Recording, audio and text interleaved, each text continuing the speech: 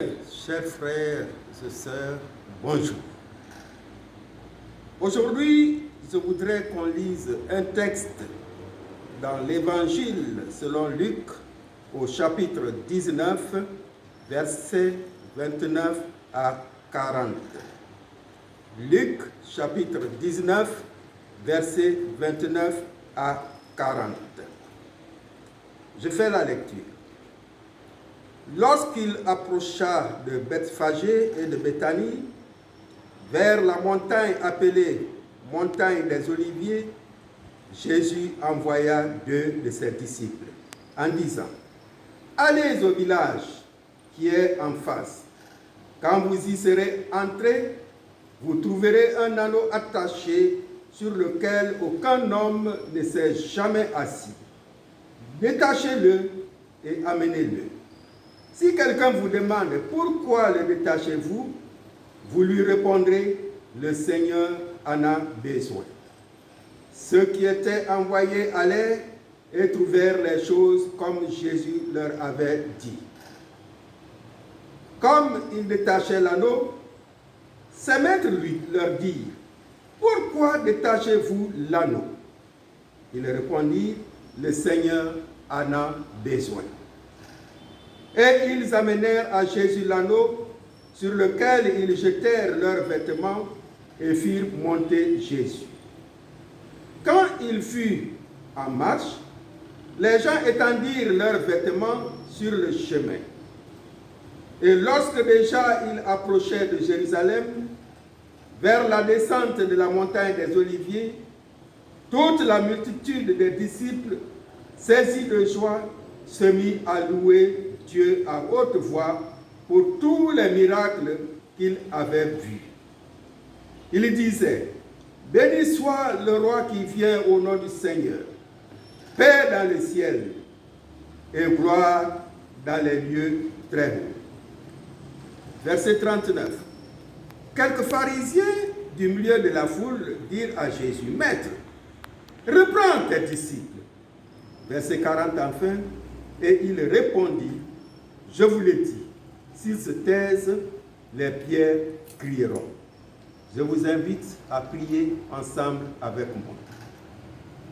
Seigneur notre Dieu, nous voulons te dire merci pour ce temps que tu nous accordes. Merci parce que tu ne nous abandonnes pas. Merci parce que tu es toujours avec nous. Merci pour ce temps que nous allons prendre à l'écoute de ta parole. Je te prie de bénir tous ceux qui vont écouter. Que Seigneur, ta grâce les accompagne, que ta bénédiction soit sur chacun d'eux et que ta parole puisse porter du fruit dans leur cœur dès maintenant et à jamais. Au nom de Jésus, je t'ai prié. Amen. Notre thème, c'est l'entrée remarquable de Jésus à Jérusalem. L'entrée remarquable de Jésus à Jérusalem. Le Seigneur Jésus-Christ, sachant sa mort venue, alla à Jérusalem. Il passa par Bethphagée et Béthanie qui étaient à environ 3 kilomètres de la ville. Il arriva à proximité de Jérusalem par le versant est de la montagne des Oliviers. C'était le dimanche qui précédait sa crucifixion où une foule l'attendait pour l'accueillir. Je voudrais donc parler de 2 choses que Jésus a prouvées qui le caractérisent dans cette entrée remarquable à Jérusalem. La première chose que nous allons voir, c'est que Jésus prouve son autorité. Et ça, à partir du verset 29 jusqu'au verset 31. Dans ces versets, nous voyons que Jésus a donné un ordre. À partir de Bethphagée et de Béthanie, Jésus a envoyé 2 de ses disciples en mission. Il était temps pour lui de monter à Jérusalem. Il a donc ordonné qu'on lui amène un anneau sur lequel il devait s'asseoir. Les deux disciples ont obéi sans discussion parce qu'ils savaient qui était leur maître. La mission a été bien accomplie parce que l'anneau a été détaché sans aucun problème. Pas eu de résistance de la part des propriétaires après avoir entendu que le Seigneur en a besoin. Ils ont livré leur animal domestique au profit de Jésus. Oui, Jésus a parlé avec autorité et il a été obéi par deux de ses disciples et par les propriétaires de l'anneau. Dans Matthieu chapitre 7, les versets 28 et 29, que je vous invite à lire avec moi, Matthieu chapitre 7, versets 28 et 29. Si vous y êtes, je lis. Après que Jésus eut achevé ses discours, la foule était frappée de sa doctrine, car il enseignait comme ayant autorité et non comme les scribes. Les scribes étaient à la fois les interprètes et les spécialistes de la loi. Jésus était vraiment un maître à part. Ses paroles servaient de critères. Son autorité ne reposait pas sur une nouvelle interprétation des textes anciens. C'était l'autorité personnelle de celui qui se présentait comme la source de la vérité. C'est pourquoi la première chose qui frappait ses auditeurs était le contraste entre ses paroles et l'enseignement donné par les scribes dans les synagogues. Ces derniers ne faisaient qu'exposer le système de théologie au lieu d'expliquer les Écritures, c'est-à-dire l'Ancien Testament, qu'ils détenaient et qui aurait donné un pouvoir vivant à leurs paroles. Ils avaient tordu le texte sacré pour en faire un manuel cérémonial. Pour Jésus, nous pouvons comprendre l'effet que produisait sa prédication sur ses contemporains. Il parlait comme celui dont les regards s'étaient posés sur les réalités du monde spirituel. Jésus n'avait besoin de personne pour être instruit sur Dieu ou sur l'homme, car il connaissait l'un et l'autre parfaitement. Jésus avertissait les gens en leur faisant comprendre qu'accepter ou rejeter son message fixait à jamais leur sort éternel. Ce ton de la majesté, de l'autorité, de l'urgence frappait tous ses auditeurs. Il a donné un exemple sur la manière d'exercer l'autorité que je vous invite à lire dans Marc chapitre 10, les versets 41 à 45. Marc chapitre 10, versets 41 à 45. Je lis. Les 10, ayant entendu cela, commencèrent à s'indigner contre Jacques et Jean.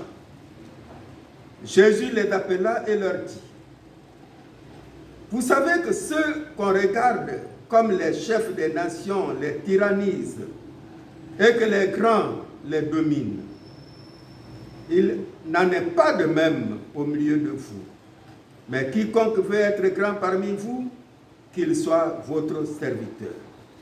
Et quiconque veut être le premier parmi vous, qu'il soit l'esclave de tous. Car le Fils de l'homme est venu non pour être servi, mais pour servir et donner sa vie comme la rançon de plusieurs. En lisant ce passage donc, nous voyons que les 10 autres disciples furent indignés de ce que Jacques et Jean aient voulu une préscience sur eux.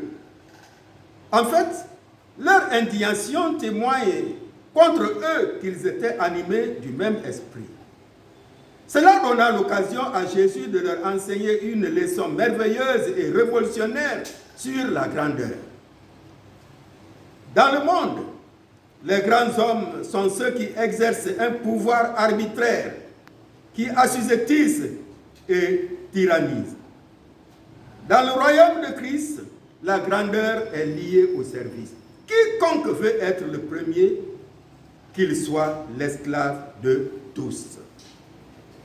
Jésus n'était pas autoritaire. Il exerçait son autorité avec amour, avec humilité. C'est pourquoi, dans notre texte de base, les deux disciples étaient à l'aise lorsque leur maître Jésus leur avait donné des ordres. Ils ont exécuté avec joie et les propriétaires de l'anneau ont aussi donné avec joie. En plus, la foule a aussi donné à Jésus ce qu'elle avait. Les gens ont étendu leurs vêtements sur le chemin. Frères et sœurs, notre Seigneur Jésus-Christ nous parle avec une autorité d'amour aimable. Il nous ordonne de lui apporter ce dont il a besoin. Il a besoin de quelque chose de toi. Ça peut être en nature ou en argent. Il a aussi besoin de ton talent. Il a besoin de ton affection pour lui. Il a besoin de ton amour. Il a besoin de ton temps. Il a besoin de ta vie. Qu'as-tu à lui donner? Fais comme les deux disciples. Obéis sans hésitation. Fais comme les propriétaires de l'anneau et la foule. Agis avec toute volonté et aussi avec joie. Les propriétaires de l'anneau avaient dit aux deux disciples, « Pourquoi détachez-vous l'anneau ?» Et leur réponse était, « Le Seigneur en a besoin. » Cette question se pose à toi. Pourquoi veux-tu faire tout cela? Pourquoi veux-tu donner quelque chose au Seigneur? La réponse c'est que le Seigneur en a besoin. Frères et sœurs, si nous savons que notre Seigneur a autorité sur nous et nos avoirs, nous ne devons pas lui être réticents. Nous ne devons pas lui refuser ce qu'il a vraiment besoin de nous. La deuxième chose que nous allons voir, c'est que Jésus prouve qu'il est Seigneur. Nous trouvons cela dans Luc chapitre 19, verset 31, et puis verset 34 à 38. Au verset 31, Jésus dit à ses disciples, « Si quelqu'un vous demande, dites-lui que le Seigneur en a besoin. » Puis au verset 33 et 34, lorsque la question leur a été posée par les propriétaires de l'anneau, la réponse était, « Le Seigneur en a besoin. » La réquisition de ces animaux accomplit les prophéties d'Ésaïe et de Zacharie. Ésaïe chapitre 62, le verset 11, et Zacharie chapitre 9, le verset 9, où il est dit, « Dites à la fille de Sion, voici ton roi vient à toi, plein de douceur, et monté sur un âne, sur un âneau, le petit d'une ânesse. » À l'approche de la ville de Jérusalem, les disciples mirent des vêtements sur l'anneau et firent monter Jésus là-dessus. La foule l'acclame comme roi. Leurs vêtements étendus sur le chemin étaient un signe d'hommage, un témoignage et surtout de respect. Ils coupèrent des branches des arbres en agitant des rameaux. Jésus ne se présenta pas armé jusqu'aux dents comme un guerrier assis sur un cheval de bataille, mais comme un roi d'une grande simplicité. La foule l'a accueilli avec joie en louant Dieu à haute voix en disant, « Béni soit le roi qui vient au nom du Seigneur, paix dans le ciel et gloire dans les lieux très hauts. » Ce chant était une citation du psaume 118, le verset 26, qui concerne le Messie qui devait être acclamé. En plus, leur chant nous rappelle celui de Luc chapitre 2, le verset 14.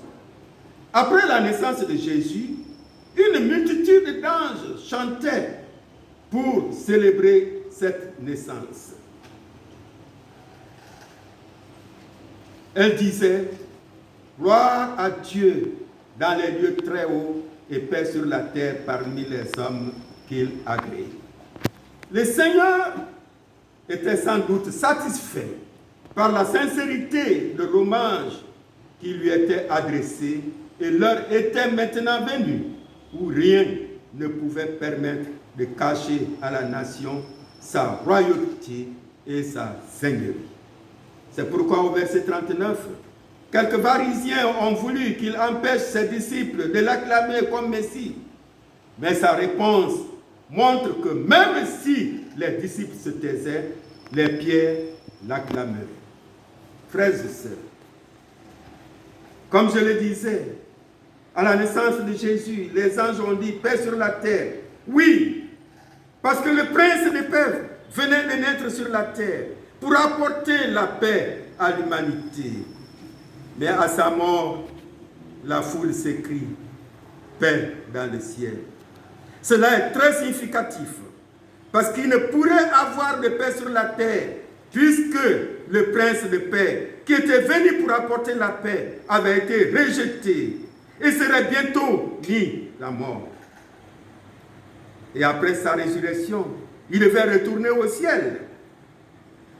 Jusqu'aujourd'hui, beaucoup ne veulent pas entendre parler de Jésus. On rejette le prince de paix. Les gens se basant sur les grandes puissances ne font que s'éloigner de Jésus. La propagation du désordre et la désobéissance aux lois divines sont monnaie courante. Il n'y aura pas de paix sur cette terre parce que le prince de paix est refoulé. Pour nous chrétiens, nous avons la paix de Christ en nous. Nous devons la conserver. Nous devons acclamer Jésus le Seigneur des Seigneurs. Nous devons acclamer Jésus le Roi des Rois. Nous devons acclamer Jésus le Prince de paix. Nous ne devons pas élever des voix impures vers Dieu, mais des voix pures. Comme les pharisiens, Satan a voulu, par Covid-19, empêcher que le Seigneur soit loué. Mais aujourd'hui, le nombre de familles, d'individus qui louent Jésus est vraiment immense. C'est vraiment impressionnant. Le nombre de prédications, de lectures, des textes bibliques se font intensifier à travers les réseaux sociaux. Ne soyons pas terrifiés, le Seigneur est là. Je voudrais terminer pour lire ceci. Nous devons rendre à notre Seigneur ce qu'il nous demande. Notre talent, notre amour, notre temps. Il nous ordonne de lui apporter nos dîmes, nos offrandes. Les dîmes, les offrandes appartiennent à Dieu. Il n'y a pas de négociation pour cela avec Dieu. La situation ne doit pas empêcher de les lui apporter. Ça ne nous appartient pas, c'est pour lui. Le refus de le faire devient une désobéissance. Ce n'est pas parce qu'on ne va pas à l'église dans ces temps-ci que nous devons l'utiliser. Ça ne nous appartient pas. Nous devons aussi lui donner les collectes et tout ce qu'il faut en nature ou en espèces. Le Seigneur en a besoin. Deuxièmement, nous devons acclamer notre Seigneur. Nous devons l'exalter. Nous devons le glorifier. Là où tu es, pendant que tu écoutes ce message, lève-toi et loue ton Seigneur. La louange du Messie est une guérison de l'âme. Le pharisien coronavirus ne peut pas nous empêcher de magnifier le nom de notre Seigneur Jésus-Christ. Rien ne doit nous empêcher. La distance ne doit pas nous empêcher. Les problèmes ne doivent pas nous empêcher. Quoi que ce soit ne doit nous empêcher de donner ce qu'il faut et de louer notre Seigneur. Peuple de Dieu, lève-toi et loue ton Seigneur. Acclame ton Seigneur. Glorifie ton Seigneur. Exalte ton Seigneur. Magnifie ton Seigneur. Il est venu pour mourir sur la croix à cause de nous. Acclamons-le avec un cœur sincère et que son nom seul soit glorifié pour la gloire de notre Seigneur Jésus-Christ. Je vous remercie, que Dieu vous bénisse. Je voudrais terminer par cette prière. Mon Dieu, mon roi, oui, tu as prouvé ton autorité et tu nous ordonnes de donner ce qu'il faut pour toi parce que tu en as besoin. Ce qui ne nous appartient pas ne nous appartient pas. C'est pourquoi, Seigneur, nous voulons que tu donnes les moyens nécessaires, la force nécessaire pour que nous soyons des chrétiens spirituels pour faire ce que tu demandes. Donne-nous la force, Seigneur, dans ces moments difficiles, de pouvoir encore te louer davantage, de montrer que tu es le Seigneur des Seigneurs, que tu puisses montrer que tu vis partout. Seigneur Jésus, nous voulons t'acclamer, nous voulons te louer, partout où tes enfants se trouvent, qu'ils puissent te louer plus qu'avant. Donne la force aux uns et aux autres. Multiplie ta bénédiction sur les uns et les autres. Protège chacun, Seigneur, contre cette maladie. Bénis chacun de nous, Seigneur. Nous t'en prions. Que ton nom soit loué dans le nom de Jésus. Amen.